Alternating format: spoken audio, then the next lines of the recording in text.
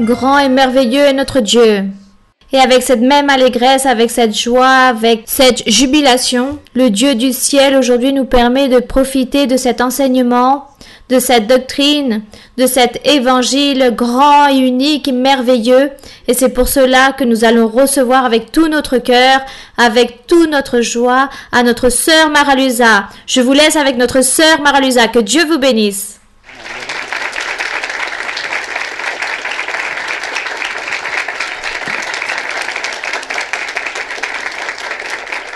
Un grand bonjour pour vous tous, mes très chers frères et très chères sœurs, et ceux qui sont de l'autre bout du monde. C'est très merveilleux de voir l'œuvre de Dieu, voir comment Dieu est si grand, et c'est pour cela que les personnes peut-être ne croient pas en lui, car pour eux c'est impossible de croire en un Dieu.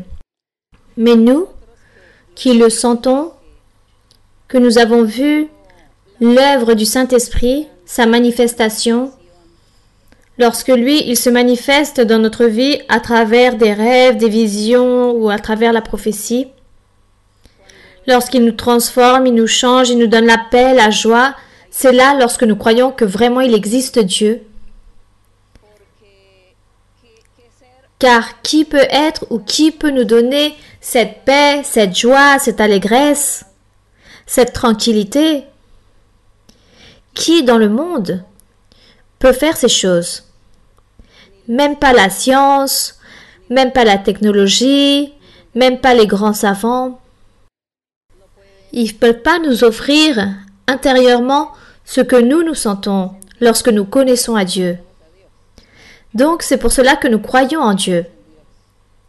Il est très triste que dans certains pays que je suis déjà allée, que j'ai visité, c'est très triste de voir comment les personnes ne croient pas en Dieu. Et sûrement, elles ont peut-être raison. Car elles n'ont jamais vécu ces expériences, elles n'ont jamais rien senti de ce que nous sentons. Et c'est pour cela que nous sommes ici, devant la présence d'un Dieu en esprit. En un Dieu que seuls nous pouvons le sentir, que seuls nous pouvons voir avec les yeux de l'âme, de l'esprit. Et ça, c'est merveilleux. Je suis très heureuse d'être ici, comme je vous le disais, de l'autre côté du monde. Car là, nous sommes à l'autre bout du monde. Et je remercie Dieu parce que nous existons. On le remercie parce qu'il nous a donné la vie et un jour nous allons être là-bas aussi avec lui. Donc, je sais que vous venez de très loin. Vous venez tous de très loin, n'est-ce pas? Plusieurs heures d'avion, peut-être 4 heures. 3 heures. J'aimerais que ceux qui viennent de plus loin, qui me disent d'où ils viennent. Vous venez de Colombie. De Colombie. Et vous d'Australie aussi. De Suisse, on m'a dit. De Suisse. De Hamilton. Quelqu'un vient de la Chine aussi? Quelqu'un vient du Japon? Du Japon? Ah, c'est très bien. Quelqu'un vient d'Afrique? D'Afrique, oui? Bien. Donc ça, c'est très beau. C'est très beau car là-bas, en Afrique, en Inde, en Chine, il y a aussi des groupes.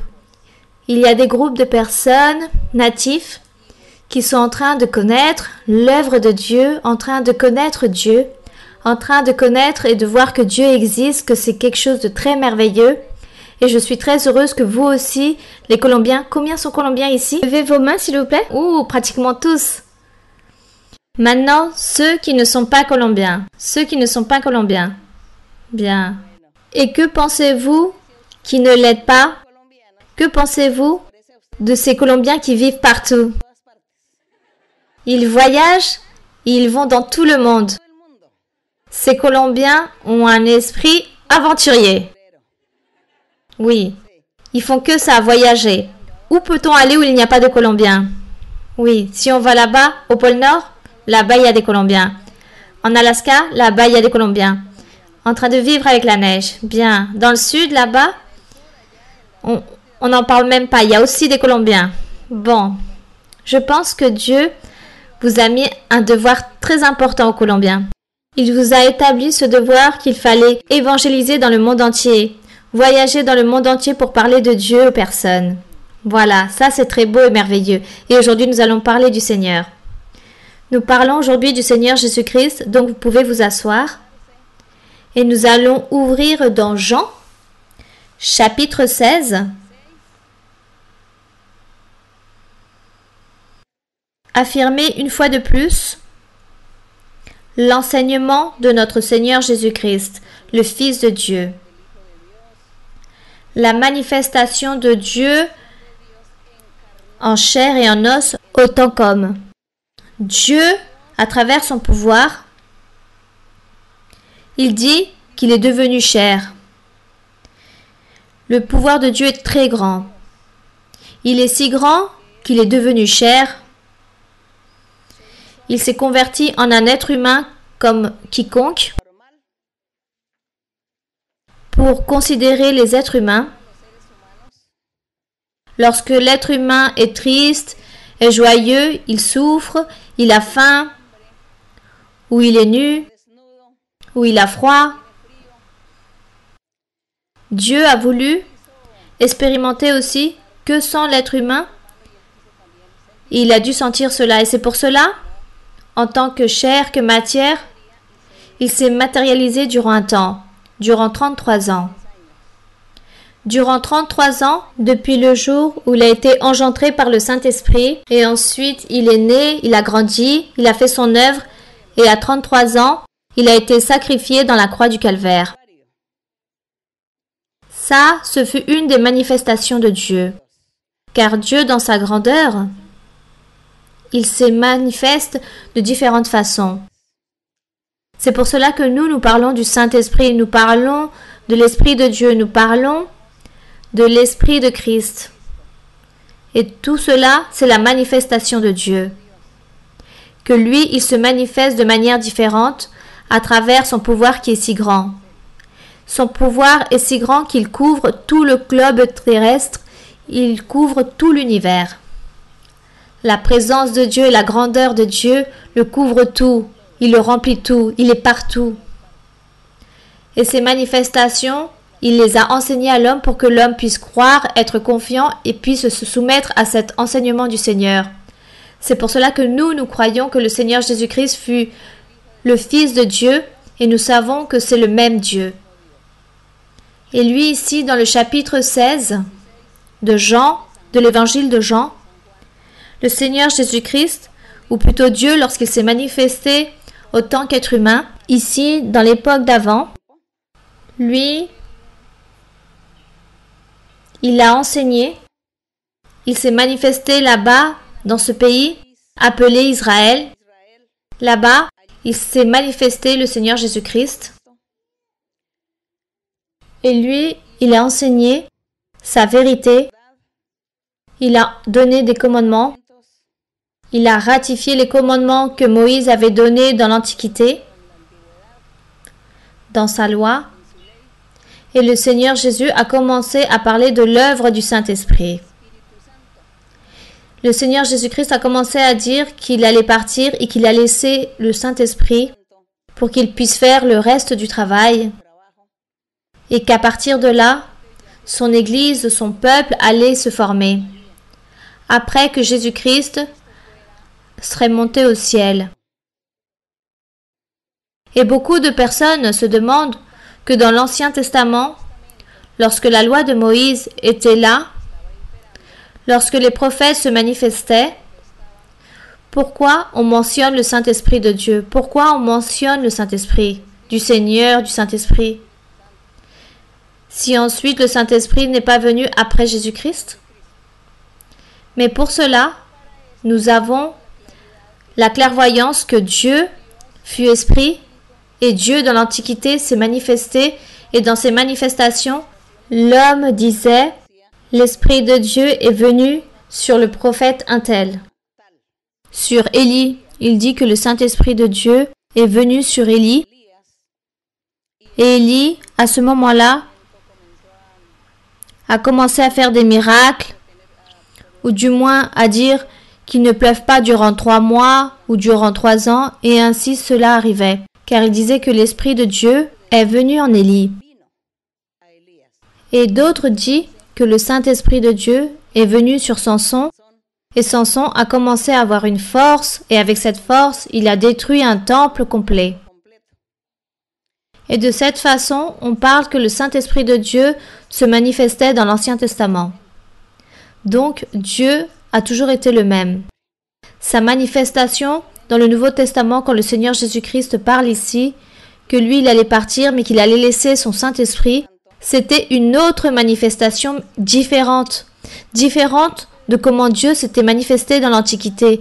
Maintenant, il allait se manifester d'une manière différente. Comment? Dans l'Antiquité, l'Esprit de Dieu ne venait jamais sur une personne en particulier, un homme ou une femme en particulier. Le Saint-Esprit de Dieu ne venait jamais sur eux. Il venait juste sur les prophètes ou sur le sacrificateur, une fois par an. Tandis que le Seigneur Jésus a dit « Lorsque je partirai, viendra le Saint-Esprit, et là, vous tous, vous allez avoir le Saint-Esprit dans votre cœur, dans votre vie, dans votre être. Vous aurez le Saint-Esprit, et le Saint-Esprit va vous consoler, il va vous parler et il va vous enseigner beaucoup de choses. » Et ça, c'est une autre manifestation différente. Et c'est le même Esprit de Dieu. Donc, c'est pour cela que nous ne devons pas nous confondre par rapport à l'Antiquité, la manière comment Dieu se manifestait, ne pas nous confondre, et qu'après Jésus-Christ, le Saint-Esprit allait être avec chaque homme et chaque femme. Il dit qu'à tous, il allait leur donner ce Saint-Esprit. Le Saint-Esprit va venir sur chaque être humain, sur chaque être. Car le Seigneur veut se manifester, il veut que l'homme sente qu'il existe quelque chose, qu'il existe un être surnaturel, que l'homme n'est pas capable d'imiter. L'homme n'est pas capable d'aller imiter les œuvres de Dieu, ni que l'être humain puisse être capable qu'une personne puisse sentir des choses étranges dans son être. Ça, l'homme, il peut pas le faire. Juste Dieu, lors de sa manifestation. Bien. Donc, dans le chapitre 16, le Seigneur Jésus disait à ses disciples, à l'époque d'avant, il leur disait, je vais lire ici, dans les versets en arrière du chapitre 15, les derniers du chapitre 15, il dit, mais cela est arrivé afin que s'accomplisse la parole qui est écrite dans leur loi, dans la loi de Moïse. Ils m'ont haï sans cause. Et dans le verset 26, il dit, quand sera venu le Consolateur, c'est-à-dire le Saint-Esprit, quand sera venu le Consolateur que je vous enverrai de la part du Père, l'Esprit de vérité qui vient du Père, lui, le Consolateur ou l'Esprit Saint, rendra témoignage de moi ou auprès de Jésus-Christ. Ça, ce fut le témoignage du Seigneur. Dans l'Antiquité, le Saint-Esprit était en train de se manifester. Dans l'Antiquité, le Seigneur Jésus aussi, il se manifestait avec le peuple d'Israël, et là-bas, il s'est manifesté en tant que l'ange de l'Éternel. Lorsqu'on mentionne l'ange de l'Éternel dans l'Ancien Testament, c'était Jésus-Christ, qui était là-bas avec le peuple. Et le peuple ne s'est pas rendu compte et n'a pas su que Jésus-Christ était avec eux. Et le Saint-Esprit, je me répète, était juste avec les prophètes ou avec le sacrificateur. Mais ici, le Seigneur Jésus était en train de faire la promesse que tout homme et toute femme allait avoir ce Saint-Esprit, allait avoir cette expérience merveilleuse. Et il disait que le Saint-Esprit allait rendre témoignage par rapport à ce que Jésus-Christ était le Fils de Dieu. Et dans le verset 27, il dit « Et vous aussi vous rendrez témoignage parce que vous êtes avec moi dès le commencement. » Il dit « Toutes ces choses je les ai dites afin qu'elles ne soient pas pour vous une occasion de chute. » Car il savait qu'ils allaient vivre beaucoup de tribulations dans le futur, qu'on allait les expulser des synagogues. qu'on allait leur donner la mort. Il disait qu'ils allaient leur enlever la vie parce qu'ils étaient en train de rendre un culte à Dieu. Il dit dans le verset 4 au 16, « Je vous ai dit ces choses afin que lorsque l'heure sera venue, ou le moment de la difficulté ou de la tribulation, vous vous souviendrez que je vous ai dit tout cela. Je ne vous ai pas parlé dès le commencement parce que j'étais avec vous. Maintenant, je m'en vais vers celui-là qui m'a envoyé et aucun de vous ne me demande qu'il allait vivre de nouveau avec le Père ou avec Dieu. Il dit, je vais vers celui qui m'a demandé et que personne me demande où je vais aller. Il dit aussi dans le verset 7, cependant, je vous dis la vérité, il vous est avantageux que je m'en aille, car si je ne m'en vais pas, le Consolateur ou le Saint-Esprit ne viendra pas vers vous, mais si je m'en vais, je vous l'enverrai. Et quand il sera venu, le Saint-Esprit, il dit, il convaincra le monde en ce qui concerne le péché, la justice et le jugement. Ici, il est en train de dire que le Saint-Esprit allait convaincre chaque homme et chaque femme concernant le péché. Et ça, c'est vrai. Car lorsqu'il a commencé à nous parler dès la première fois, il nous parlait tout d'abord de nos péchés. Lorsqu'il a commencé à me parler, il a commencé à me raconter tous mes défauts et tous mes péchés. Il me disait, toi, t'es comme ça, toi, tu penses de cette façon, toi, tu sens de l'envie. Voilà ce qu'il me disait. Voilà ce que signifie convaincre le monde en ce qui concerne le péché. Et là, on commence à dire. Et c'est vrai, oui, j'ai senti de l'envie. Oui, moi j'étais colérique. Je suis remplie de haine, de colère. Et tout cela, il me disait. Il m'a convaincu. Il m'a convaincu qu'un être suprême était en train de me parler. Donc lui, il était en train de me convaincre en ce qui concerne mon péché. Et c'est pour cela qu'il dit qu'il allait convaincre le monde en ce qui concerne le péché, la justice. Comment il m'a convaincu de la justice? Il m'a enseigné à être droite. Il m'a enseigné à être honnête, à être loyal, à avoir de la miséricorde, à aimer, à être sincère, à être et à faire des œuvres miséricordieuses, à avoir de l'éducation. Ça s'appelle la justice. La justice vient du juste. De faire le bon, de faire les choses bonnes. Ça, c'est la justice. Donc le Seigneur nous enseigne à être bon, à être sincère, à ne pas être hypocrite, à faire des choses bonnes envers les gens, à souhaiter les choses bonnes pour les autres. Ça s'appelle la justice. Donc ici, il dit que lorsque le Saint-Esprit va venir, il va convaincre en ce qui concerne le péché, la justice et le jugement. De quelle forme aussi il m'a convaincu du jugement? Il m'a enseigné que si je suis obéissante, alors je vais gagner la vie éternelle un jour, après la mort. Mais si je suis désobéissante et je ne crois pas et je continue à faire des choses mauvaises, alors qu'est-ce qu'il m'attend? Un jugement de condamnation. Lui, sûrement, il va me condamner pour avoir été désobéissante. Ça s'appelle le jugement. Le jugement, c'est lorsqu'une personne lui détermine quelque chose. Un juge va vous dire « vous êtes coupable » ou « vous êtes innocent ». Vous allez à la peine de mort, à la prison, où il va dire « vous restez libre ». Ça s'appelle un jugement. Ça, c'est donner un jugement à quelqu'un. Et ça nous a enseigné le Saint-Esprit. Vous pensez que vous aussi, il vous a enseigné ces trois choses? Oui, je pense qu'à chacun d'entre vous, il vous a enseigné ces trois choses. Il vous a parlé tout d'abord du péché et vous avez reconnu quels étaient vos péchés. Vous vous éloignez. Il est en train de vous enseigner que vous devez faire des choses bonnes, droites, justes. Et ça, vous le savez. Et vous luttez pour plaire à Dieu dans cela. Et par rapport au jugement, vous savez que si vous n'obéissez pas à Dieu, vous ne continuez pas vers l'avant, vous n'êtes pas ferme jusqu'à la mort, alors qu'est-ce qu'il va vous arriver? Des choses mauvaises, un jugement, là-bas peut-être d'enfer ou de souffrance, ou plutôt le jugement de gagner la vie éternelle. Donc vous voyez que le Saint-Esprit, à quoi il est venu? qu'est-ce qu'il nous enseigne? Il nous enseigne toutes ces choses. Voilà, le Seigneur Jésus-Christ avait tout à fait raison. Et ici, le Seigneur Jésus, il dit dans le verset 9, il dit qu'il allait convaincre le monde aussi en ce qui concerne le péché parce qu'il ne croit pas en moi, en Jésus-Christ. Si une personne ne croit pas en le Seigneur Jésus-Christ, comment va-t-elle changer?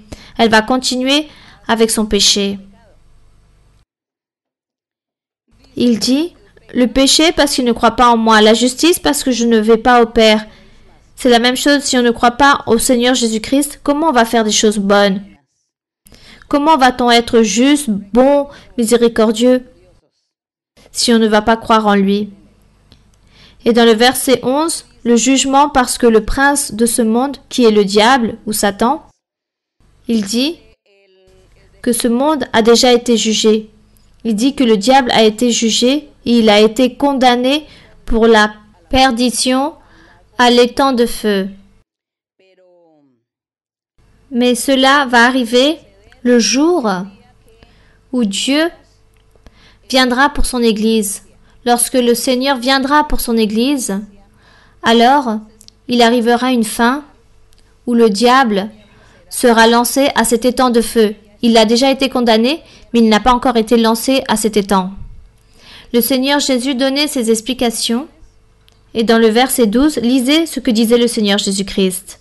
« J'ai encore beaucoup de choses à vous dire, mais vous ne pouvez pas les porter maintenant. » Effectivement, le Seigneur disait qu'il avait beaucoup de choses pour nous dire, pour nous enseigner, mais ce n'était pas le moment, car on n'était pas encore capable pour comprendre et recevoir tant d'informations. Le Seigneur savait que peu à peu, au fur et à mesure que le Saint-Esprit allait se manifester dans la vie des êtres, les personnes allaient être plus matures, allaient comprendre mieux. Ces personnes allaient être plus adultes par rapport à la connaissance de Dieu. Elles allaient assimiler de plus en plus la connaissance et ça, c'était peu à peu. Donc, c'est pour cela que le Seigneur Jésus avait tout à fait raison. Il disait, vous êtes des enfants, donc je ne veux pas vous parler de tant de profondeur car vous n'allez pas me comprendre. Nous, ici, nous avons, je mène une expérience de plus de 45 ans avec le Saint-Esprit. J'ai vu tellement de choses et durant ces 45 ans dans la vie des personnes, dans la manifestation de Dieu, à travers ses promesses de ce qu'il parle, ce qu'il dit et ce qu'il accomplit. Et encore, je ne comprends pas beaucoup de choses. Toujours, je me considère comme une enfant et que je ne comprends pas beaucoup de profondeur du Seigneur, malgré que durant ces 45 ans, il nous a enseigné tant de choses. Le Saint-Esprit nous a enseigné avec la pratique, avec les expériences, il nous enseigne beaucoup de choses. Et même comme ça, encore, je considère que nous sommes encore en train de porter des couches, comme des bébés, comme des nouveau-nés. Voilà, je me considère aussi comme ça. Et le Seigneur disait, « J'ai beaucoup de choses à vous dire, mais vous ne pouvez pas les porter maintenant. Vous n'avez pas cette capacité. » Dans le verset 13, qu'est-ce qu'il dit? Lisez-le. « Quand le Consolateur sera venu, l'Esprit de vérité, il vous conduira dans toute la vérité, car il ne parlera pas de lui-même, mais il dira tout ce qu'il aura entendu et il vous annoncera les choses à venir. » Ça, c'est vrai. Donc, tout cela a été la vérité. Il dit que le Saint-Esprit, il allait nous guider et ça, c'est ce qu'il fait. Il nous guide, il nous enseigne, il nous corrige, il nous oriente, il nous console. Il nous invite à continuer vers l'avant. Regardez que cette consolation et cet appui que nous avons du Saint-Esprit. Lui, il nous dit toujours, continue vers l'avant, ne t'affaiblis pas. Jamais il nous juge, jamais il nous reproche ou des choses. Au contraire, il nous dit, continue vers l'avant, crois, sois confiant. Quel amour, quelle consolation. Ça, c'est le consolateur. Il n'est pas avec nous pour nous dire « Non, non, non, non, toi, tu es abandonné. Pourquoi tu perds ton temps? Maintenant, tu vas pour l'enfer, tu vas être condamné. » Non, il ne nous dit pas cela. Peut-être il sait que la personne va vers là-bas, mais il ne dit pas cela. Ou sinon, il va le démotiver. Au contraire, sois ferme, sois confiant, continue, cherche. Voilà ce que fait le Saint-Esprit avec nous. Et voilà ce que, parfois, nous nous confions. On se confie et on abuse de cela, car nous nous convertissons en un libertinage à travers ces paroles consolatrices provenant du Saint-Esprit, car la personne est en train de commettre des péchés. Elle est en train de vivre dans son péché. Elle arrive, elle vient et continue dans l'église. Et le Saint-Esprit ne va pas lui dire « Tu es en train de pécher. Tu es en train de vivre un grand péché, une fornication. Tu es en train de commettre un crime. » Il ne lui dit pas cela. Il lui dit « Change. » Il lui dit « Sois confiant, cherche, perfectionne-toi. Continue vers l'avant. Crois. » Il est en train de lui dire tout cela. Donc la personne se confie, elle dit « Ah, vous voyez, il ne dit rien par rapport à ce que je suis en train de réaliser. Je peux continuer à faire ce que je suis en train de faire, parce que lui il ne me dit rien de cela. Sûrement, ça ce n'est pas un péché. C'est un péché. C'est juste que le Saint-Esprit, c'est le consolateur. Et lui, il est en train de vous consoler, mais de manière que vous puissiez ouvrir les yeux, que vous puissiez réactionner, que vous puissiez changer et que vous puissiez vous repentir. Et lui, il donne toujours cette opportunité pour se repentir, pour changer. Mais Dieu est aussi là en train de travailler. Dieu est en train de travailler autant que Père et autant que juge. Le Saint-Esprit est en train de travailler autant que le Consolateur. Le Seigneur Jésus-Christ, c'est comme l'intermédiaire, c'est comme le médiateur. C'est le même Dieu, mais il utilise des fonctions différentes. Et lui-même, il a implanté ses lois et lui-même, il les respecte et il les réalise. Et il fait que nous puissions être confiants et croire et que nous puissions aussi respecter cette manière comment Dieu travaille. Donc le Saint-Esprit, c'est le consolateur, mais ne abusons pas de ces paroles consolatrices, mais soyons sincères, réalistes, et que nous puissions reconnaître que parfois nous pouvons manquer à notre Dieu. Dieu nous a fait pour que nous puissions le louer, pour que nous puissions le glorifier, pour que nous puissions l'honorer, pour que nous puissions vaincre en lui et que nous l'aydions toujours en premier lieu et que nous voyions Dieu et que nous puissions reconnaître Dieu en tout ce qu'il y a autour de nous. Les merveilles, les natures, tout ce qu'il a fait, nous sommes en train de voir la grandeur de Dieu et que nous puissions reconnaître Dieu. Et Dieu dit qu'il veut que nous le louons. Donc nous, autant qu'êtres humains, comment nous allons le louer? Avant de continuer, il dit ici dans le verset 14, « Il me glorifiera, le Saint-Esprit, il me glorifiera parce qu'il prendra de ce qui est à moi et vous l'annoncera. » Il dit que tout ce que le Père est à moi, le Seigneur Jésus disait, et c'est pourquoi j'ai dit qu'il prend de ce qui est à moi et qu'il vous l'annoncera. Et lui, il nous enseigne à le louer, à le glorifier, à louer et glorifier notre Seigneur Jésus-Christ. Le Saint-Esprit, en tant que consolateur qui nous console, qui nous enseigne qu'il faut honorer et louer et glorifier Dieu, et au Seigneur, il faut toujours le louer, car il dit que lui, il nous a fait pour que nous puissions le louer, pour que nous puissions lui chanter, pour que nous puissions le glorifier. Donc nous, en tant qu'êtres humains, que pouvons-nous donner à Dieu? Peu, n'est-ce pas? Ou je dirais plutôt, que ferons-nous? Nous pouvons lire la Bible. Nous lisons ce livre qui est écrit dans différentes langues. Je pense, dans toutes les langues du monde entier est écrit la Bible. Pour que tous puissent avoir entre ses mains la Bible, un livre qui parle de Dieu. Et nous, lorsque nous lisons la Bible, peu importe le langage, la personne qui le fait est en train de honorer Dieu. Elle est en train de glorifier Dieu. Car elle est en train de mettre Dieu dans un premier lieu. Ensuite, les cantiques. Lorsqu'une personne a ses aptitudes pour chanter à Dieu, pour parler de belles paroles ou émettre une mélodie et on chante à Dieu, alors nous sommes en train de glorifier et honorer Dieu. Ceux qui ne sont pas compositeurs, alors ils chantent ce que d'autres personnes ont composé, c'est ce que nous faisons à travers les hymnes et les cantiques, et lorsque nous les chantons, nous le chantons avec tout notre cœur. Et j'espère que cela puisse un jour être dans toutes les langues pour que tout le monde puisse chanter à Dieu, car pour Dieu, cela lui suffit que nous fermions nos yeux, ne pas nous distraire. Nous fermons nos yeux et de là, Dieu est à des côtés, en train d'écouter les paroles et les chansons qui sortent de notre cœur. et qui sort de notre bouche.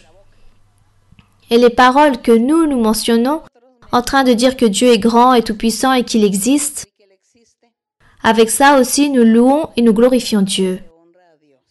De cette manière, nous glorifions Dieu. De cette façon, les êtres humains glorifient Dieu. Ils honorent Dieu, ils aiment Dieu, ils louent Dieu. En train de le reconnaître, en train de dire, lui, il existe. À toi, je te chanterai, Seigneur, avec mes paroles. Je te chante. Avec mes paroles, je dis que tu es grand, que tu es tout-puissant, que tu as fait tout.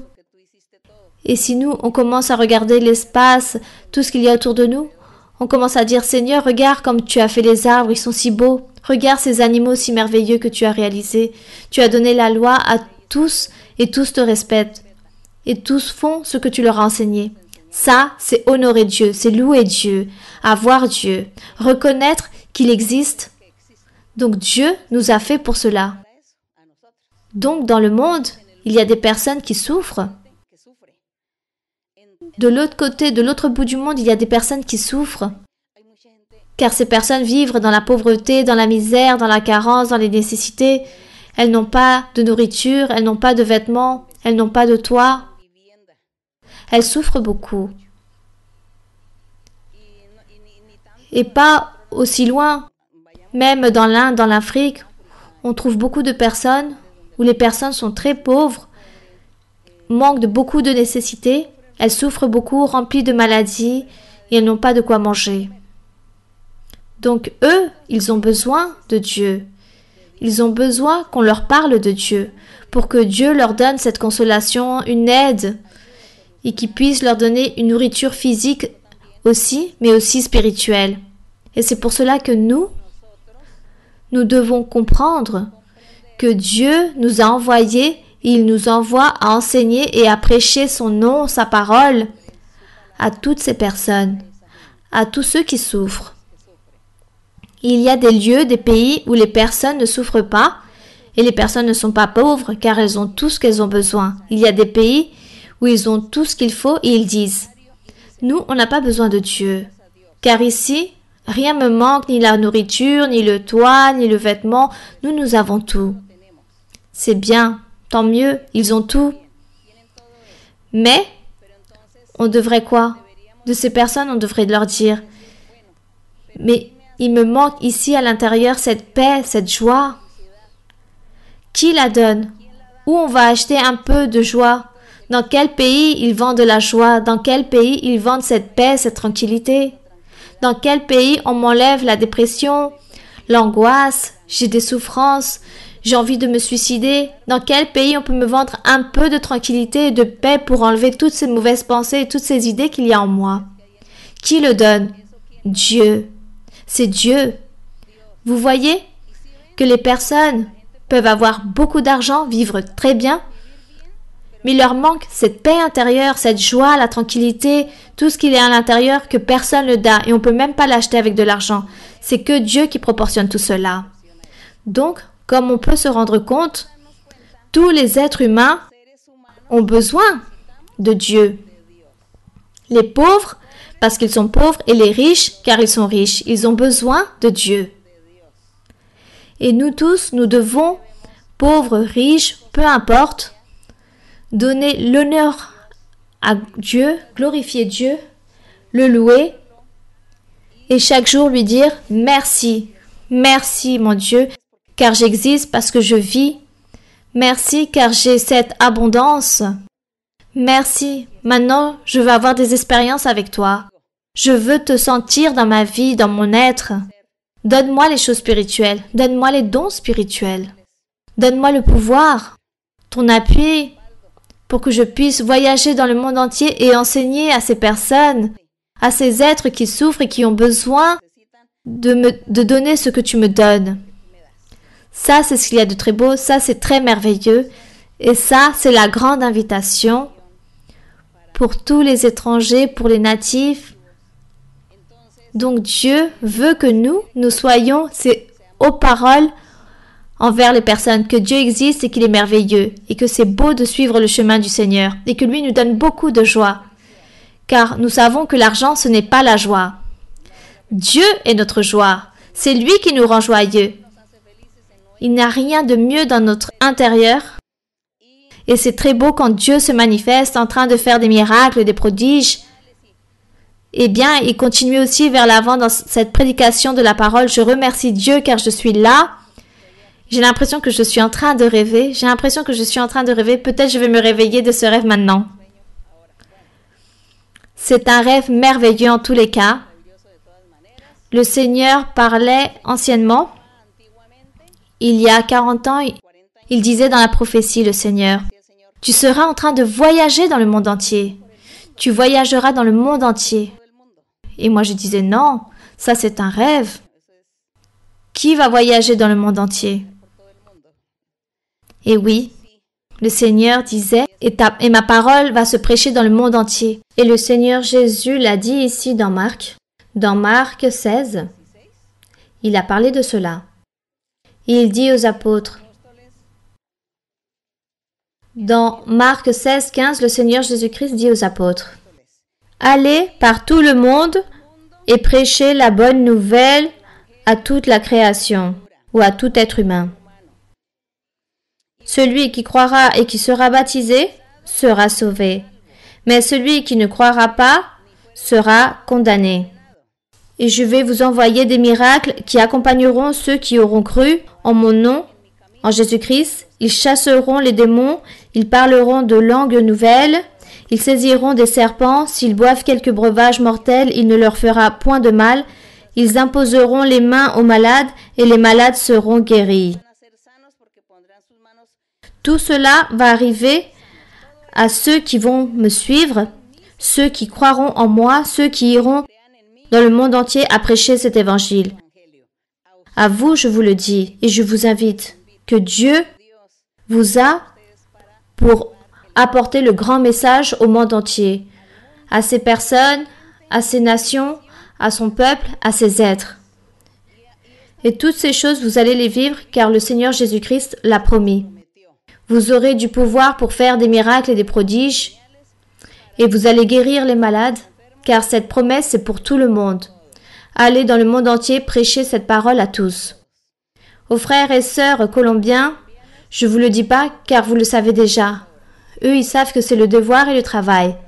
Mais sûrement une personne qui ne savait pas pourquoi elle est là, elle dira « Pourquoi je suis là autour de toutes ces personnes? Pourquoi je suis là au milieu de ces Colombiens ?» C'est parce que Dieu veut que vous soyez ici, car Dieu a un plan très merveilleux et il va vous envoyer à travailler.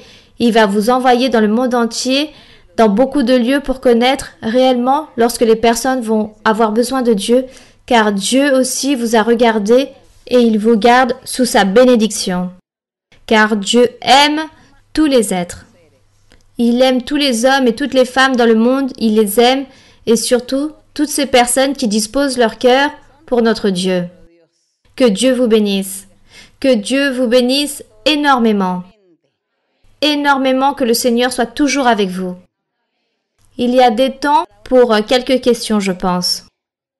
Peut-être 4 ou 6. Peut-être aujourd'hui on s'est étendu un peu, mais nous allons profiter quand même du temps. Ma sœur Mara-Luisa, que Dieu vous bénisse. Welcome to New Zealand. Ma sœur Mara-Luisa, que Dieu vous bénisse. Bienvenue dans la Nouvelle-Zélande. It's so beautiful to have you here and you're wearing our national colours as well. C'est une joie très grande d'être ici avec vous et aujourd'hui, vous portez les couleurs du drapeau national d'ici. Ah oui? Merci beaucoup. Ah bien, très bien. C'est très bien. Thank you to you and your family for remembering us and coming to the bottom of the earth to visit us, and also our brothers and sisters from Australia and around the world. We invite you to come back to New Zealand next time you're here. Merci beaucoup, ma sœur, à vous et à votre famille et ceux qui vous accompagnent pour se rappeler de nous, pour être venus dans la dernière partie du monde pour nous visiter. Merci beaucoup à tous les frères et sœurs d'Australie et de tous les autres pays d'où ils sont venus. Sister Mara-Luisa, I was born in New Zealand, in Wellington, and I was baptized in the Greek Orthodox Church, and all my schooling life I was at the Roman Catholic schools.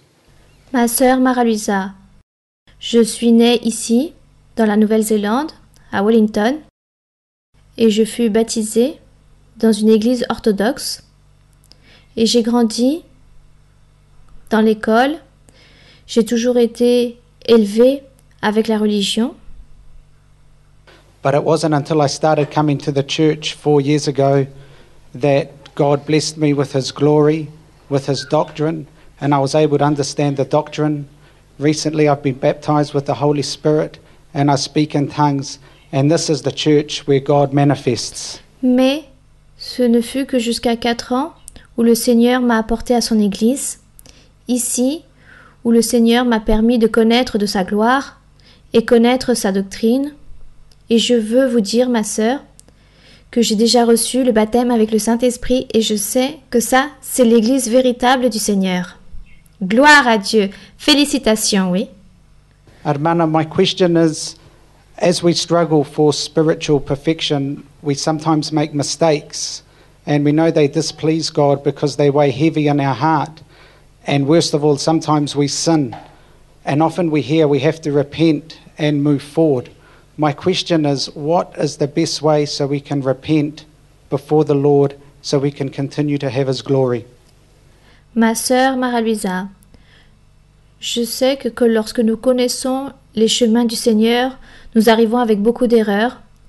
Et ma question est, comment pouvons-nous pour nous repentir de nos erreurs avant que le Seigneur nous fasse cet appel?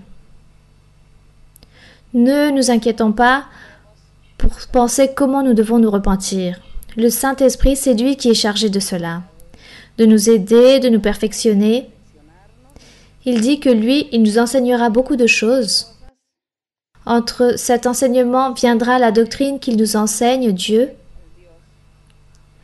Et lorsque nous lisons la Bible, là, nous trouvons ce que nous devons faire et ce que nous ne devons pas faire. Ce que nous devons changer. Nous trouvons tout ici dans la Bible.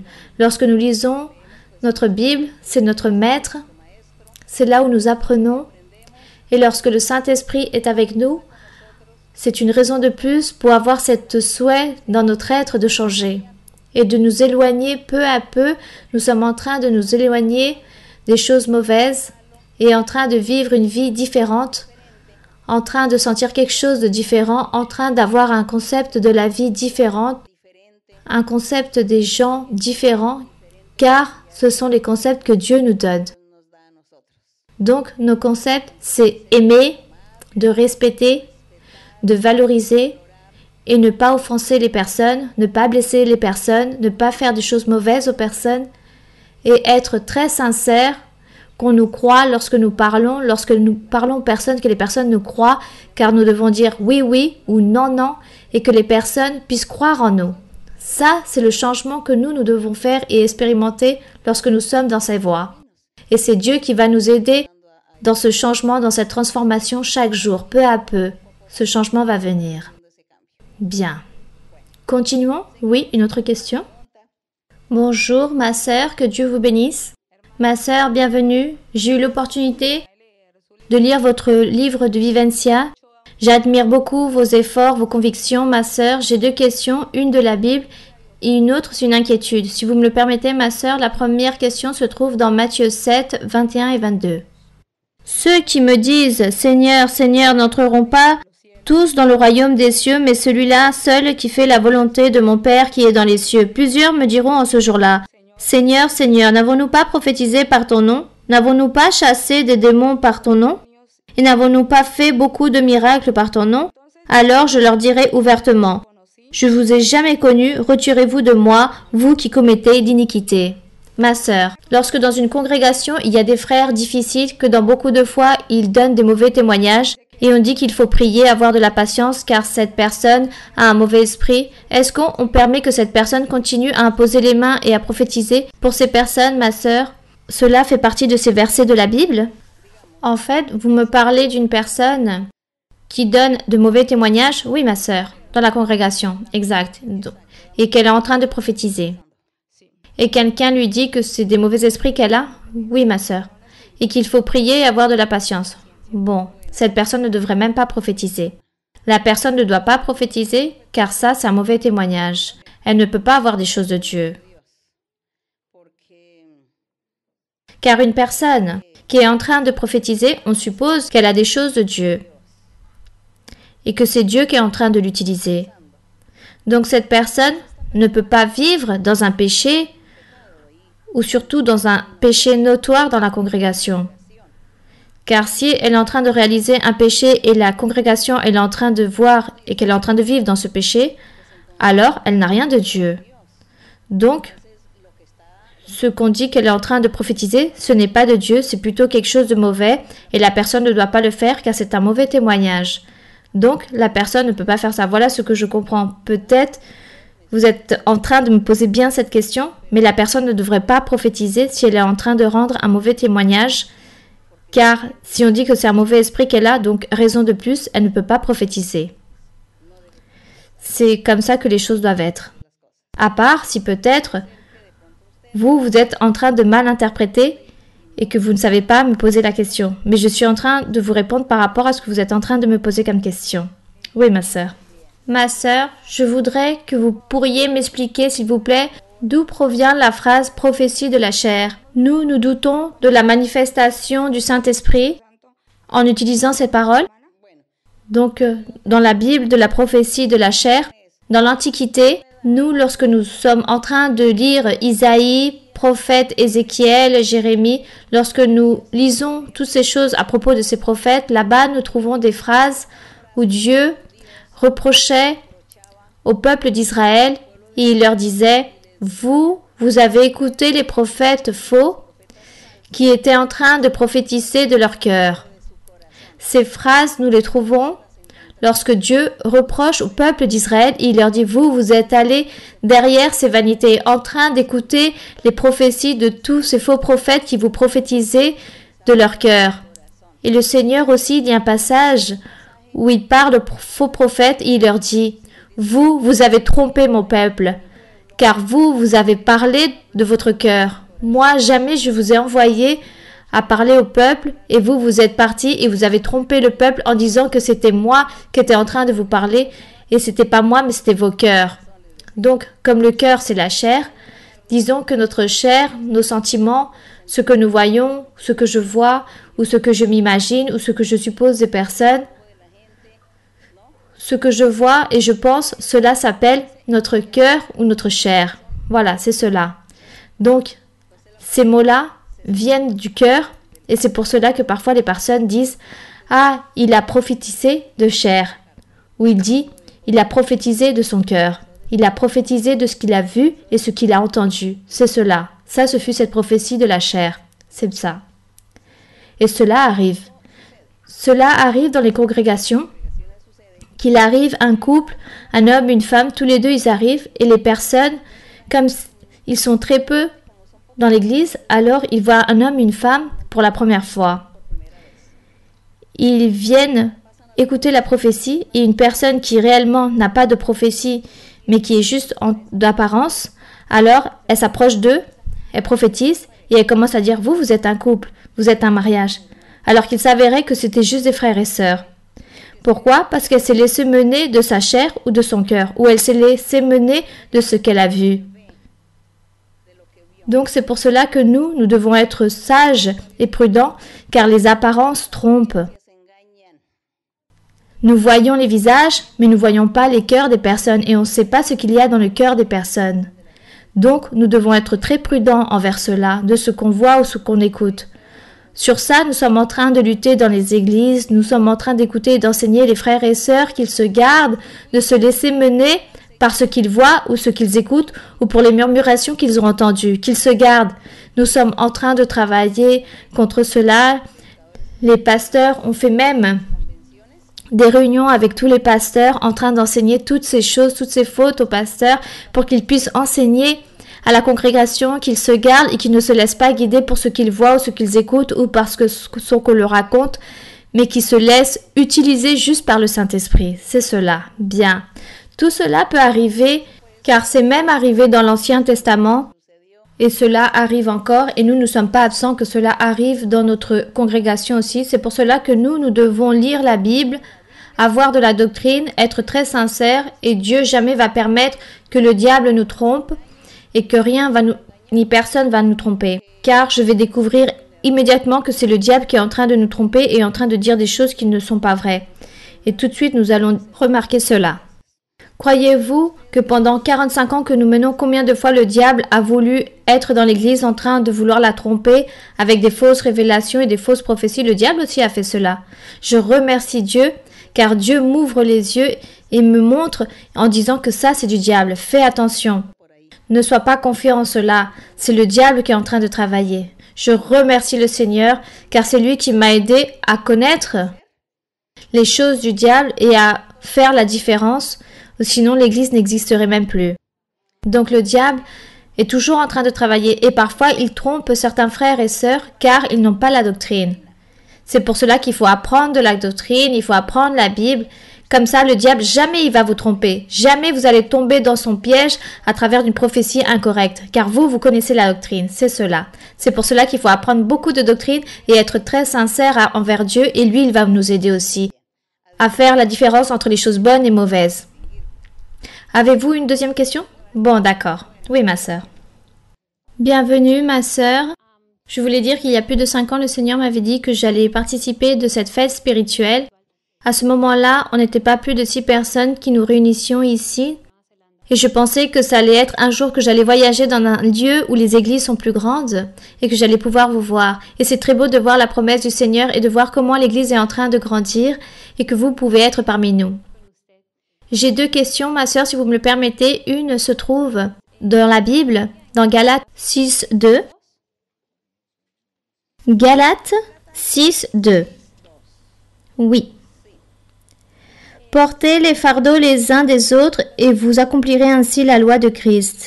Je voudrais savoir, ma sœur, si vous pouviez nous expliquer, si possible, tout d'abord, que signifie, comment pouvons-nous porter les fardeaux les uns des autres? Parfois, lorsque nous avons des familles qui ne sont pas dans l'Église et qui sont totalement éloignées de Dieu,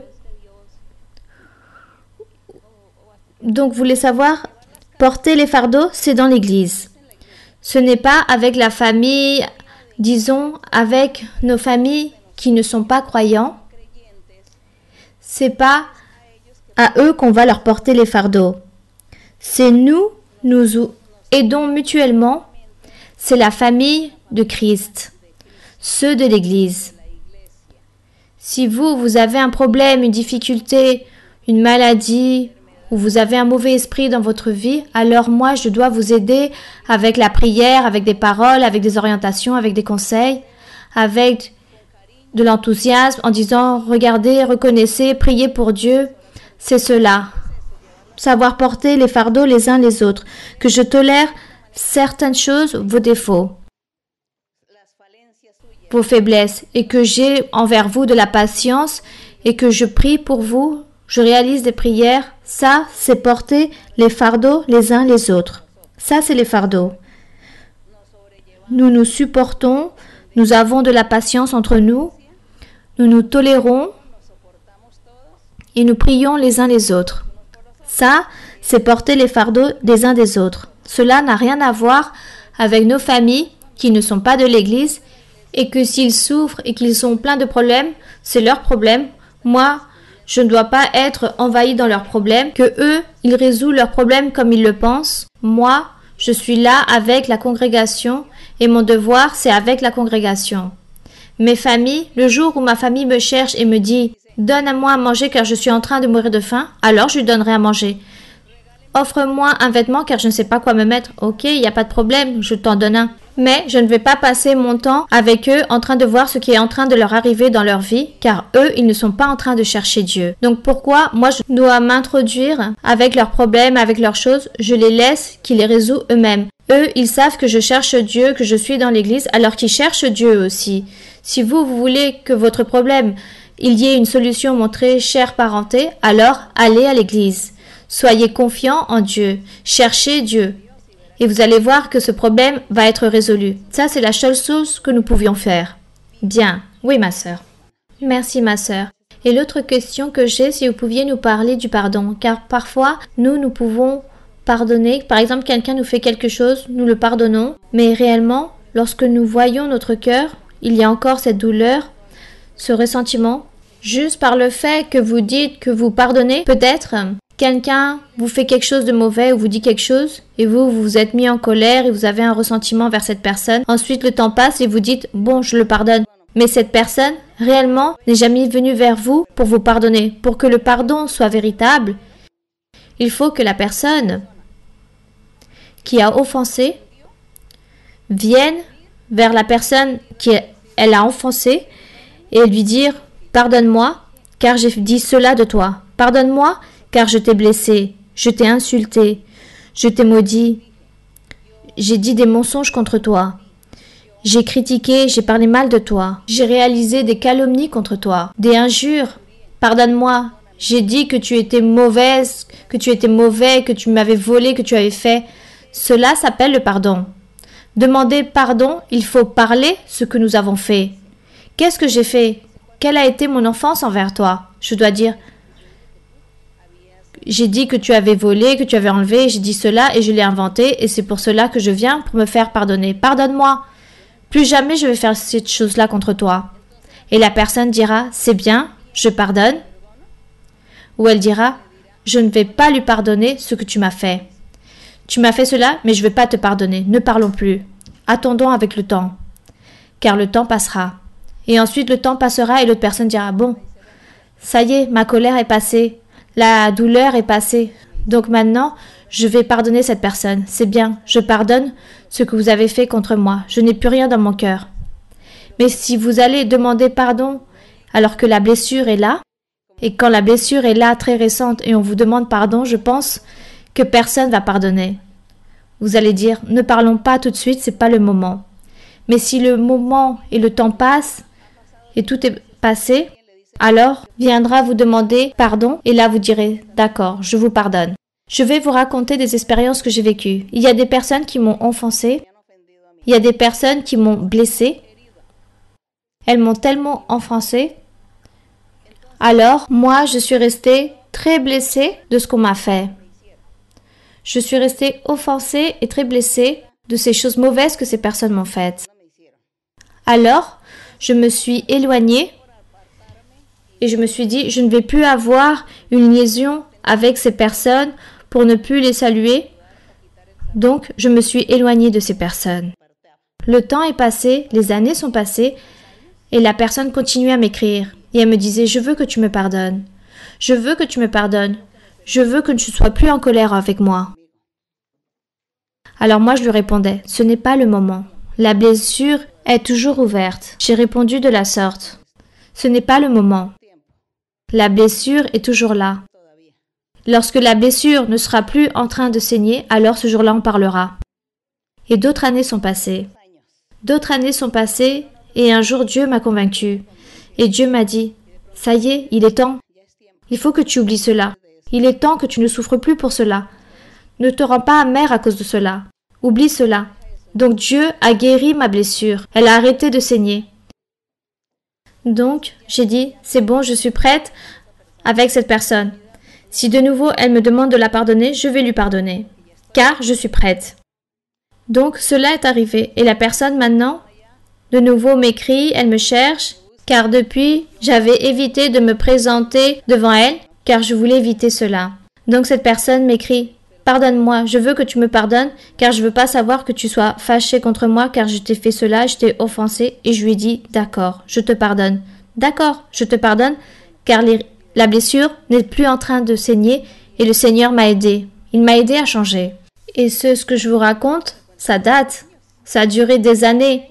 Ce n'était pas que d'une seule semaine ou de quelques mois. Mais bon, parfois, faut voir ce qui était arrivé aussi. Bien. Lorsque c'est des choses très petites, alors pourquoi on va parler de ces petites choses? Donc là, même le pardon n'existe pas, ou je te pardonne, ou demande-moi pardon. Ce sont vraiment des choses qui blessent et qui offensent au plus profond de l'être. Donc ça, c'est le véritable pardon. Que la personne puisse reconnaître et dire « Moi, je vous ai fait ceci et cela, et j'ai dit ceci et cela, et c'est pour cela que maintenant je me repentis et je veux vous demander pardon. » Donc, la personne qui est en face d'elle sera si elle va la pardonner ou pas, si la blessure est ouverte encore ou pas. Et elle dira, attendons, jusqu'au jour où Dieu m'aide, car c'est Dieu qui nous aide à guérir ces blessures, à enlever ces douleurs. C'est Dieu qui nous aide. Moi, Dieu, il a dû m'aider, car ce fut beaucoup de choses qu'on m'a faites et c'était très douloureux, car c'était une blessure très profonde et le Seigneur m'a aidé pour enlever cela et pour pouvoir pardonner. Donc moi, j'ai pardonné. Mais vous savez qu'est-ce que je me suis rendu compte au final? Que Dieu châtie. J'ai pardonné, mais Dieu a châtié ces personnes. Il les a châtiées et c'est pour cela que les personnes ont reconnu et elles ont dit « On ne veut pas être contre toi. On reconnaît qu'on t'a fait des choses mauvaises. » Car Dieu les a châtiées. Mais elles me demandaient quand même « Je veux ton pardon pour que Dieu me pardonne. » Et ça, c'est très beau. Ça, c'est le véritable pardon. Ça, c'est le véritable pardon. Et pendant ce temps, si vous avez une colère contre quelqu'un, alors simplement, ce que vous devez faire, c'est passer par-dessus cela. Car selon la gravité du sujet, alors, vous ne faites pas attention et vous oubliez cela. Et peut-être vous n'avez pas besoin que l'autre personne vous cherche pour vous confesser ce qu'elle a fait ou pour vous demander pardon. Car si elle le fait, peut-être le pardon sera encore plus parfait. Car voilà ce que la sœur est en train de dire. Je pardonne, mais la douleur reste là. Voilà ce que je disais. Parce que la blessure est en train de saigner et moi je ne peux pas pardonner car la blessure elle est encore très ouverte. Donc moi je sens encore cette chose contre toi. Donc attendons que le temps passe. C'est ça. Ce qui arrive lorsque quelqu'un offense une personne. Lorsque l'offense est très grande. Car il y a des choses très petites. C'est des enfantillages. Parfois il nous arrive des choses d'enfants, des offenses comme lorsque nous sommes petits. Mais nous continuons vers l'avant. Mais lorsqu'il s'agit de choses très grandes, très importantes, profondes, très douloureuses, alors je vous raconte que c'est un grand processus. Mais si c'est des enfantillages, alors ne faites pas importance à cela. Si quelqu'un vous raconte un commérage et vous savez que tel frère et telle sœur a dit ceci ou cela, que vous êtes orgueilleux, ça, c'est une sottise. Ça, c'est quelque chose que vous ne devez même pas faire attention ou mettre ces choses-là dans votre cœur, vous passez par-dessus et continuez vers l'avant. Ne faites pas attention à ces personnes. Et on dit que c'est des personnes qui peut-être n'ont pas d'éducation et c'est pour cela qu'elles font ces choses-là, car ce sont vraiment des enfantillages. Donc, cela dépend de tout cela. Ainsi est le pardon. Et là, je viens de vous l'enseigner. Qu'est-ce que le véritable pardon? Oui, ma sœur. Bonjour, Majesté, professeur pour excellence. Que Dieu vous bénisse. C'est de grande joie et d'allégresse pour moi en ce moment de vous avoir face à moi. Ma question se trouve dans Genèse, chapitre 37, verset 17. Oui, ma sœur. Oui, vous pouvez lire, ma sœur. Et l'homme dit, « Ils sont partis d'ici, car je les ai entendus dire, « Allons à Dothan. » Joseph alla après ses frères, et il les trouva à Dothan. Ils le virent de loin, et avant qu'il fût près d'eux, ils complotèrent de leur faire mourir. Ma sœur Marie-Lisa, ma question est par rapport à cette histoire de Joseph, car eux ils sont partis dire à leur père que lui, il était mort, qu'il était tombé dans une citerne. Son père a souffert à cause de cette perte durant beaucoup de temps. Ma sœur Marie-Lisa, moi j'ai perdu mes parents en 2003 par la violence. Et dans cette histoire merveilleuse que Joseph dit qu'il a été vendu et durant beaucoup d'années, lorsqu'on le retrouve, ses frères lui demandent pardon, mais lui aussi, il leur a fait payer. Il leur a fait payer et ensuite il les a pardonnés. Mais durant beaucoup d'années, il leur a fait payer beaucoup cela. Et je me rappelle aussi du pardon. Rappelez-vous aussi que Ésaü et Jacob aussi, Ésaü ou Jacob a dû fuir car il a enlevé la progéniture à Ésaü. Et Ésaü s'est mis en colère et a voulu lui enlever la vie de lui avoir volé cette progéniture. Donc Dieu révèle à Jacob, il lui dit « Fuis, fuis et pars loin car ton frère est en train de te chercher pour t'enlever la vie à cause de cela. » Il lui dit « Va-t'en, pars loin jusqu'à la fureur de son frère soit effacée. » Et combien d'années il est resté en colère? 20 ans. Car ils disent qu'au bout de 20 ans, ils sont revus et ils se sont pardonnés. Ils se sont pardonnés car la colère lui est partie. Donc tout cela, c'est le sujet des pardons. Les pardons, les choses mauvaises.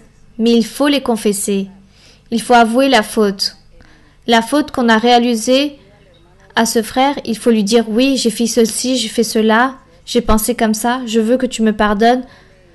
Quand ce sont des choses très simples, le pardon vient très vite. Mais quand ça blesse l'âme, alors c'est ce qui met plus de temps. Mais nous apprenons de nos expériences que nous vivons.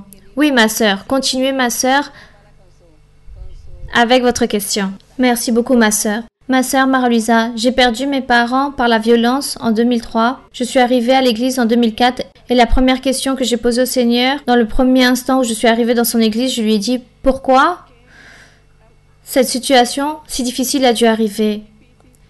Et j'ai demandé tout cela durant plus de 11 ans et à chaque fois je lui demande au Seigneur.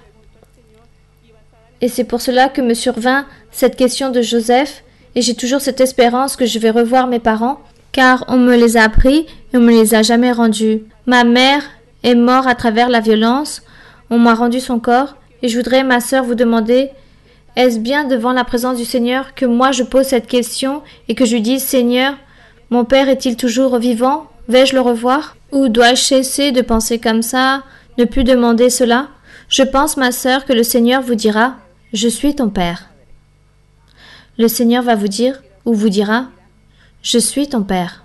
Je suis ton père maintenant.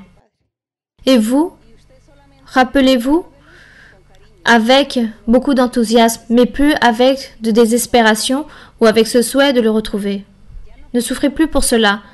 Ne soyez pas amer à cause de cela. Vous savez que vous êtes dans le meilleur endroit parce que Dieu l'a voulu ainsi. Et que votre père, maintenant, c'est votre Dieu. Lui, c'est un père, et votre autre père, vous avez en gardé un beau souvenir. Mais ne souffrez plus pour cela. N'espérez plus cela. Laissez les choses comme ça.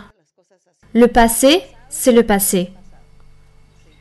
Ma sœur Marie-Louisa, l'autre inquiétude, ou comment pourrais-je vous dire l'autre question, le Seigneur m'a fait la promesse que moi, j'allais prophétiser dans cette langue.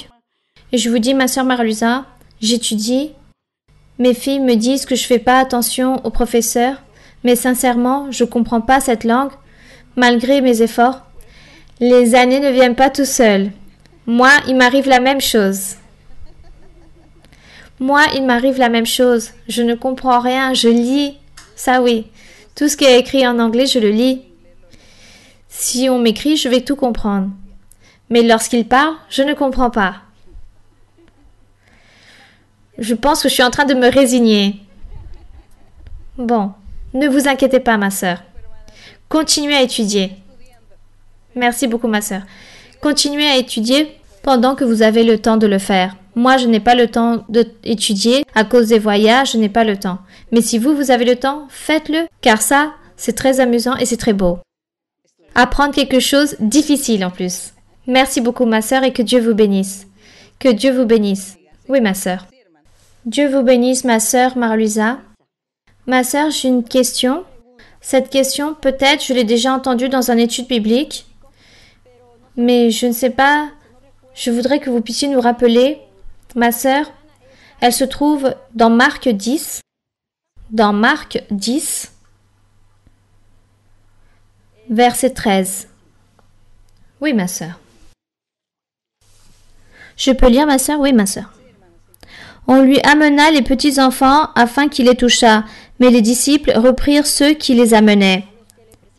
Jésus, voyant cela, fut indigné et leur dit, « Laissez venir à moi les petits enfants et ne les empêchez pas, car le royaume de Dieu est pour ceux qui le ressemblent. Je vous le dis en vérité, quiconque ne recevra pas le royaume de Dieu comme un petit enfant n'y entrera point. » Puis il les prit dans ses bras et il les bénit en leur imposant les mains. Ma sœur, ma question est la suivante. Par exemple, nous qui avons des petits-enfants, car moi j'ai déjà des petits-enfants,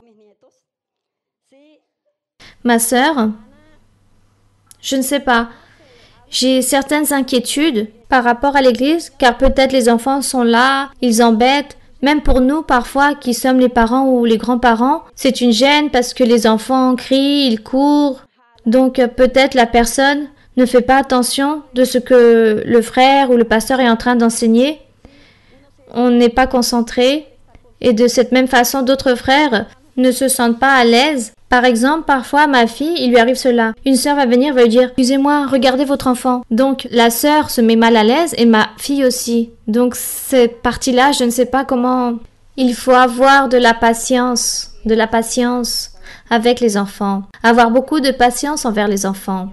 Et les parents, ceux qui ont leurs enfants, essayez peut-être de vous mettre au fond de l'église et les enfants peut-être lui ramener un petit jouet, un facteur où ils puissent se distraire durant le culte. Et pour les autres, avoir beaucoup de patience pour que de cette façon, les enfants vont apprendre. Eux, ils jouent, mais ils font très attention aussi à l'enseignement. Et eux, ils apprennent ainsi. Donc, c'est une question de prudence pour les parents pour qu'ils puissent être au fond de l'église et les frères et sœurs qu'ils aient plus de patience envers eux et qu'ils ne s'inquiètent pas. Moi, par exemple, les enfants, ils ne me gênent jamais. Parfois, dans certaines études bibliques, je dois même asseoir ici les enfants pour laisser de l'espace pour des chaises pour les adultes et les enfants, je les ai ici, autour de moi. Ils sont toujours en train de parler, mais moi, ça ne me gêne pas. Moi, je suis concentrée par rapport à mes choses et je ne fais pas attention, donc on peut le faire. Je ne sais pas, parfois, il y a des personnes qui disent, par le fait que l'enfant joue, ils ne peuvent pas prier. Moi, quand je les ai tous ici, qu'on dirait des petites abeilles, ils parlent. Et moi, cela ne me gêne pas et je ne me déconcentre pas. Et moi, je continue à donner l'enseignement. Donc, je vous démontre qu'on peut le faire. C'est juste que parfois, les personnes, les adultes, nous sommes très exigeants. Nous sommes très exigeants. Non, il faut être un peu patient, tolérant. Et les parents qui sont sages, mettre les enfants là-bas avec un jouet pour qu'eux, ils puissent se distraire. Ça, c'est la solution. Continuons. Oui, ma sœur. Bonjour, ma sœur. Bienvenue dans ce lieu. Nous sommes très heureux de vous avoir ici. Et pour la deuxième fois, j'ai l'opportunité que j'ai, et c'est la première question que j'ai à faire devant vous. Je vais vous poser la première question. Elle se trouve dans Jean 3, 5. Oui, ma sœur, Jean 3, 5. Jésus répondit, en vérité, je te le dis, si un homme ne naît pas d'eau et d'esprit, il ne peut entrer dans le royaume de Dieu. Ma sœur Mara-Luisa, cela vient d'une représentation, ou plutôt, que signifie naître d'eau et d'esprit? S'il vous plaît, si vous pouviez plus nous étendre sur ce sujet pour avoir plus de connaissances. Naître d'eau et d'esprit, c'est croire en l'évangile du Seigneur Jésus-Christ. Lorsque nous croyons dans le véritable évangile du Seigneur Jésus-Christ, de là, nous naissons de nouveau, car Dieu commence à nous réaliser une transformation dans notre vie, un changement dans notre vie. Il commence à nous donner de la foi, et là, nous commençons à changer. Donc, nous changeons par rapport à nos mauvaises habitudes, par rapport à notre vie désordonnée que nous menions, nous commençons à changer et à mener une vie meilleure. À cela, on appelle naître de nouveau, naître d'eau. C'est pour cela que dans l'Évangile, il dit « Nous sommes une nouvelle créature, les choses sont passées, maintenant il y a des choses nouvelles dans l'homme ou la femme qui croit en Jésus-Christ, qui accepte Jésus-Christ. » Donc naître d'eau et d'esprit, c'est cela. Croire en l'Évangile, suivre le Seigneur, continuer vers l'avant, et ça c'est ce que nous sommes en train de faire en ce moment, tous ici. Nous sommes en train de naître, nous sommes nés de nouveau, car nous avons cru en le Seigneur et nous attendons en lui et chaque jour nous sommes en train de changer pour une vie meilleure. Nous avons été transformés par rapport au péché, aux mauvaises habitudes. Tout cela est resté en arrière. Toute la vie désordonnée est restée dans le passé. Maintenant, nous sommes en train de vivre une vie nouvelle en le Seigneur. Ça, c'est naître de nouveau. Et qui nous a changé? La parole du Seigneur, la prophétie, les visions, les rêves, la doctrine. Dieu dans notre cœur, lorsqu'il nous baptise avec son Saint-Esprit, lorsqu'il nous donne les dons spirituels, tout cela fait que nous changeons et que nous soyons transformés. Et tout cela, on appelle naître de nouveau. Donc, cet homme, Nicodème, c'était un juif, c'était un pharisien. Il dit au Seigneur Jésus, « Que vais-je faire pour obtenir la vie éternelle ?»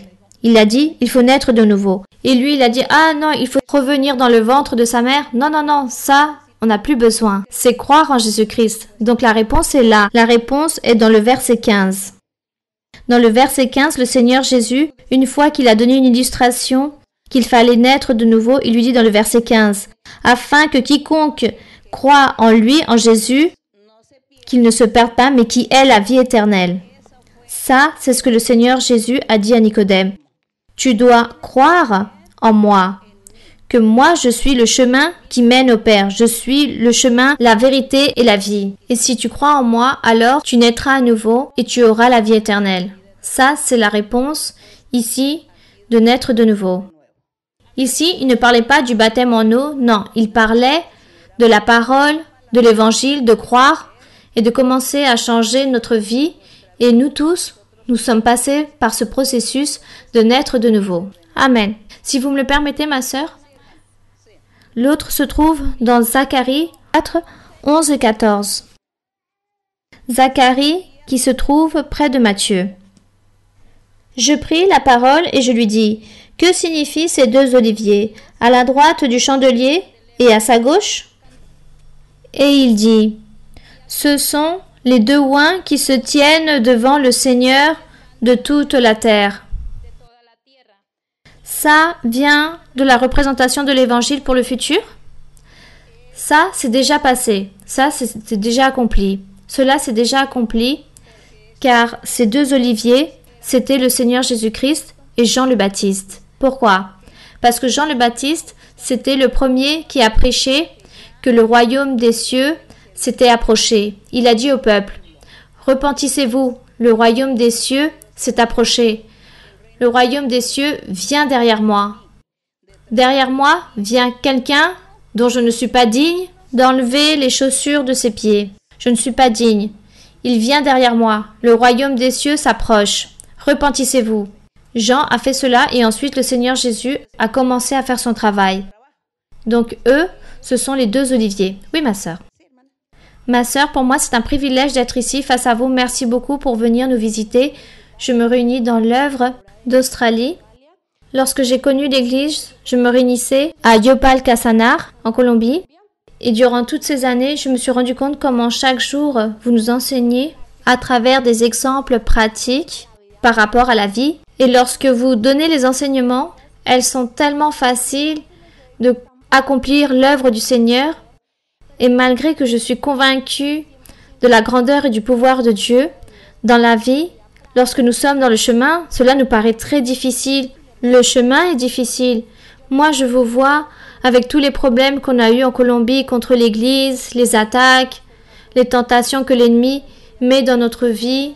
Je ne sais pas si ce sont les étapes ou dans la situation où les personnes vivent, mais j'ai l'impression que tout cela est difficile. Avec tout mon respect, si vous pouvez nous enseigner quelle est la force que nous devons avoir dans le chemin de Dieu. Merci beaucoup. La sœur dit que c'est très difficile. Non, quand vous aimez, il n'y a rien de difficile. Quand on aime Dieu, on veut plaire à Dieu, il n'y a rien de difficile. Il n'y a rien de difficile. Car les tentations sont là. Toutes les tentations sont là. Mais lorsqu'on aime Dieu, je veux plaire à Dieu, alors je deviens implacable à toutes ces tentations qui sont autour de moi. Je ne sors rien. Rien ne m'attire. La tentation est là, mais elle ne m'attire pas. Pourquoi? Car je suis en train d'aimer Dieu et parce que Dieu est dans mon cœur, parce que Dieu est avec moi, alors cet appétit est parti, ce désir est parti. Et donc, ça, je peux l'observer, mais ce n'est pas à l'intérieur de moi, car je ne peux plus tomber dedans. Il n'y a plus rien de tout cela en moi, car en moi, il y a toujours la sûreté, la conviction, la fermesse en Dieu. Tout cela est en moi, et cela est devenu comme une carapace, où c'est comme si en moi, il y aurait une armure où plus rien ne peut pénétrer. Mais pourquoi cela s'est formé? Parce que c'est le fait de tant aimer à Dieu, c'est tant le souhait de plaire à Dieu, et cela, j'ai formé cette carapace, j'ai ce vêtement, peut-être en fer ou du métal le plus puissant qui puisse exister. Et c'est pour cela que malgré que toutes les tentations soient proches, rien ne me tente, je n'ai plus aucun appétit pour cela, car en moi, il y a cet amour en Dieu, être confiant en Dieu, croire en lui, et c'est pour ça tant de choses qui est arrivé à travers ces calomnies, ces injures, et ils ont parlé, les gens, et d'autres m'insultent, et ils disent que je suis ceci, cela. Moi, cela ne me fait rien, car je suis avec Dieu. Donc je dis, si le Seigneur dirait toutes ces choses, alors je serais très blessée. Mais comme le Seigneur ne dit rien de cela, au contraire, il me dit des belles choses, alors moi je reste avec toutes ces choses merveilleuses qu'il me dit. Et avec les autres choses, je ne fais pas attention. Comme on dit, cela ne fait aucun effet dans mon cœur, dans mon être. Donc, moi je continue vers l'avant, être confiante en Dieu. Ah, qu'on va vous enlever, qu'on va vous attaquer, qu'on va vous faire, qu'on va vous emmener là-bas. Dieu m'a dit non. Et moi je crois en lui, et non aux personnes. Car Dieu est plus puissant que les personnes. Donc, eux ils peuvent penser et planifier des choses, tout ce qu'ils veulent faire, qu'ils sautent, qu'ils aillent. Faites-le. Voir si Dieu va vous le permettre. Dieu ne va pas vous permettre cela. Ça, c'est la confiance qui existe. Donc c'est pour ça que la sœur dit que c'est difficile. Non, ce n'est pas difficile quand on aime. Lorsque on aime Dieu et on veut plaire à Dieu, rien n'est difficile. Et Dieu nous aide. Car moi je sais que c'est Dieu qui m'a aidé. Car Dieu a vu que je l'aimais et que je voulais lui plaire, alors il m'a aidé aussi à avoir cette résistance, cette force, cette volonté à comprendre, à valoriser les choses de Dieu. C'est ça, c'est ce que Dieu nous donne. C'est pour cela que l'important, c'est croire et vouloir plaire à Dieu. Ça, c'est la clé. C'est la formule magique. Vous voulez plaire à Dieu? Vous souhaitez de tout cœur plaire à Dieu? Dieu va vous aider. Dieu va vous aider et va vous rendre une femme forte, une femme courageuse, une femme qui croit, une femme ferme, qui ne bascule pas, qui ne bouge pas, que rien de cela vous arrive. C'est cela. Dieu nous donne cela. Donc, il faut plaire à Dieu et vous allez voir que Dieu va vous aider. Dieu nous aide. Donc non, ma sœur, ce n'est pas difficile. Moi, je dis que c'est si facile de suivre le chemin du Seigneur. C'est très facile. Fuir des tentations, fuir des pièges de l'ennemi, c'est si facile aussi. Connaître l'ennemi, c'est si facile aussi. C'est très facile. Bon, je vous invite. Vous avez peut-être une autre question? Donc, nous allons commencer à prier au Seigneur. Nous allons faire notre prière. Et nous allons aussi saluer tous ceux qui vont nous voir à travers cette vidéo dans beaucoup de lieux du monde. Donc, que Dieu vous bénisse, tous ceux qui nous voient à travers la vidéo. Que Dieu soit avec vous aussi. Merci beaucoup. Merci à notre Dieu. Merci à notre Dieu pour être ici. Nous allons prier, Père Saint, Père Céleste, Père de notre Seigneur Jésus-Christ. À toi, Seigneur, nous nous dirigeons en ce moment. Ici, nous sommes dans la Nouvelle-Zélande, un groupe de cœurs, hommes et femmes, avec un cœur qui t'aime, avec des cœurs remplis de joie. Car toi, Seigneur, tu as béni à chacun d'eux, tu les auras accompli leurs promesses, car toi, tu as réalisé dans leur cœur un foyer et les promesses, ils sont en train de les voir, elles sont en train de s'accomplir et les bénédictions que tu leur as données aussi. C'est pour cela qu'ils sont là aujourd'hui devant ta présence. C'est pour cela qu'ils se sentent joyeux, mon Seigneur. Moi aussi, je suis très joyeuse, car je suis ici, dans ce lieu, loin de l'autre bout du monde. Mais c'est très beau de voir ta création. C'est très beau, ta parole, tout ce que tu fais, ta grandeur, Seigneur. Ta grandeur est unique, ton pouvoir, ta miséricorde sont si grandes. Comment pourrons-nous énumérer ta grandeur, ton pouvoir, énumérer tout ce que tu fais aux êtres, les grandes merveilles, les grands miracles? On ne peut pas énumérer, Seigneur, avec nos paroles, ni même pas surligner cette grandeur, ce que tu es, ce que tu mérites. Éternel Dieu, puissant est le Seigneur. Bénis, Seigneur, tous ces êtres. Bénis, Seigneur, tous ceux qui t'aiment. Et même ceux qui n'ont pas appris à t'aimer aussi, bénis-les. Même ceux qui n'ont pas compris ton chemin, ta parole, aide-les pour que eux ils puissent comprendre que tu existes.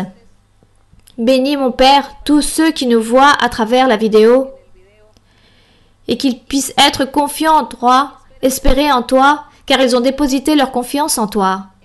Bénis-les, mon Seigneur. Que ta main toute puissante et ta main miséricordieuse, tu puisses l'attendre sur chacun d'entre nous et que toutes leurs pétitions puissent être répondues, que tu puisses donner tout ce qu'ils ont dans leur cœur et que ta main toute puissante soit en train de bénir et de guérir et de couper toutes les maladies de tous ceux qui sont malades physiquement, que tu sois en train de couper toute maladie incurable, que tu sois en train de guérir l'âme aussi, en train de guérir et de libérer l'esprit, en train d'enlever les chaînes, les liens, en train d'enlever toutes choses mauvaises.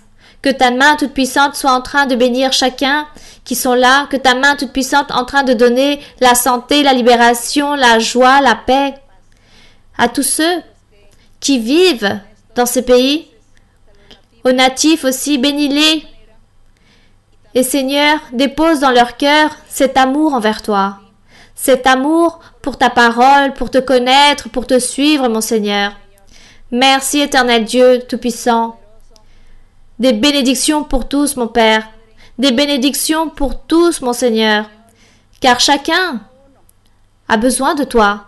Et chacun attend en toi, espère en toi. C'est pour cela qu'ils ont voyagé pour recevoir l'enseignement, pour recevoir des paroles de consolation, des paroles qui motivent. Car tu agis ainsi, tu es notre consolateur. Merci, Seigneur. Merci, éternel Dieu. Merci, mon Seigneur, et les victoires que tu leur donneras à tous tes fils, à tous ceux qui sont venus et qui ont voyagé de loin, qui sont là, à tous, mon Seigneur. Tes bénédictions, elles vont bientôt se faire voir dans les jours qui suivent. Ta main toute puissante et merveilleuse aussi. Tu seras en train de les bénir et tu leur donneras tous les souhaits qu'ils ont. Ils ne vont pas partir avec les mains vides, car ils vont recevoir cette bénédiction spirituelle et matérielle. Personne ne restera sans avoir reçu sa prospérité, sa bénédiction. Personne ne va rester sans avoir reçu son triomphe, sa victoire qu'il attendait. Car tous attendaient des choses nouvelles, des choses meilleures, des victoires et des triomphes. Et ainsi, tous vont recevoir ces bénédictions et cette prospérité. Ils vont avoir entre leurs mains aussi des biens, des progrès matériels. Ils auront aussi cette somme d'argent nécessaire pour se soutenir et pour supplier leurs nécessités et pour que tous les souhaits puissent s'accomplir. Car toutes les bénédictions, tu seras en train de les donner aujourd'hui et tu es en train de les répartir, en train de les envoyer en abondance. Aussi, Seigneur, tous ceux qui vont nous voir à travers la vidéo, ils sont en train de recevoir leurs bénédictions respectives, ils auront leur victoire et leur triomphe, ils obtiendront la miséricorde du Très-Haut, car de grandes bénédictions et de grandes prospérités et de grands triomphes donnera l'Éternel notre Dieu, puissant est le Seigneur, pour libérer et pour purifier et guérir et pour bénir. Merci Père, merci mon Père, au nom glorieux de ton Fils Jésus-Christ. Merci Seigneur pour cette bénédiction, pour toutes ces bénédictions et pour toutes ces réussites que les frères et sœurs ont obtenues dans la journée d'aujourd'hui grâce à ces victoires, car tu as enlevé ces tristesses à beaucoup de cœurs. Tu as enlevé les tristesses, tu as enlevé ces mélancolies et ces pleurs à tous. Tu as épongé des larmes sur certains, mais ce sont des larmes de joie, car tu as béni énormément. Merci, au nom de Jésus-Christ, ton Fils aimé, que l'honneur et la gloire soient pour toi, maintenant et pour toujours. Béni et louange à ton nom tout-puissant, puissant est le Seigneur. Gloire à mon Seigneur. Cada día con Cristo me llena de perfecta paz. Cada día con Cristo le amo más y más.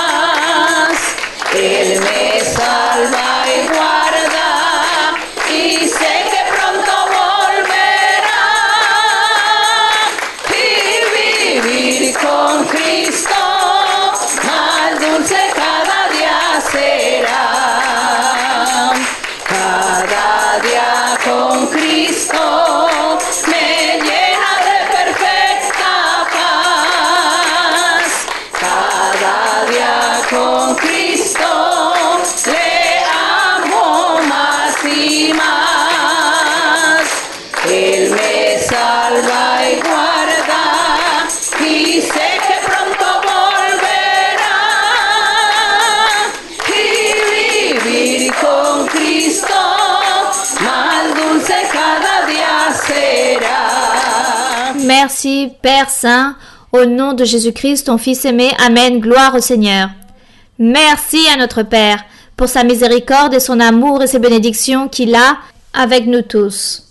Un grand bonjour pour vous tous. Merci beaucoup et que Dieu vous bénisse. Merci beaucoup.